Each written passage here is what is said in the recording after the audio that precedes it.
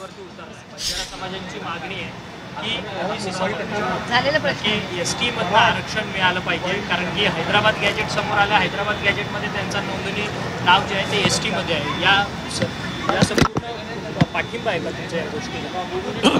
त्याबद्दल जे आहे आमच्या ओबीसी समाज समितीचे अध्यक्ष बावनकुळे यांनी सांगितलं. मी त्यांना बोलून विचारू काय त्यांचं म्हणणं आहे. पण मला एक सांगायचं, हे अशा रीतीने जे लागू करण्यात आलं हैदराबाद, माझ्या माहितीप्रमाणे अनेक वेळा विदर्भामध्ये एखाद्या जातीला एखादी गोष्ट आरक्षणात जे आहेत ते आरक्षण पश्चिम महाराष्ट्रात त्याच जातीला नाही.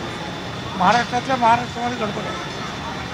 हे तर वेगवेगळे जे आहेत राज्य आहेत. आता तुम्ही तिकडे गेल्यानंतर ती खरं म्हणजे चूकच आहे.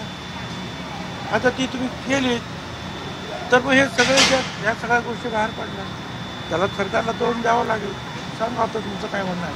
म्हणजे पाठिंबा असेल का तुमचा बंजारा मी समाजाला? उत्तर दिलं तुम्हाला.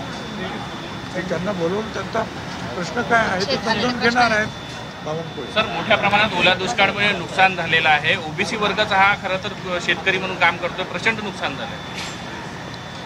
हा ओबीसी जो आहे ना, हा आलुतेदार परुतेदार सगळे लहान लहान, कोणी सांबारचं काम करतो, कोणी मळ्याचं काम करतो, कोणी शेळ्या मेंढ्याचं काम करतो, कोणी सोनाराचं काम करतो, कोणी लोहाराचं, कोणी भटक्या मुक्त्या, कोणी गाढवं पाळतो, कोणी ते मरी आईचं जे आहे तो त्यांचा एक हे असतो, कोणी त्यात पालं बदलतात ह्या गावातून त्या गावात. गरीब माणसं आहेत सगळे, आणि ते शेतकरी पण गरीब आहे. त्या सगळ्यांचं नुकसान होत आहे.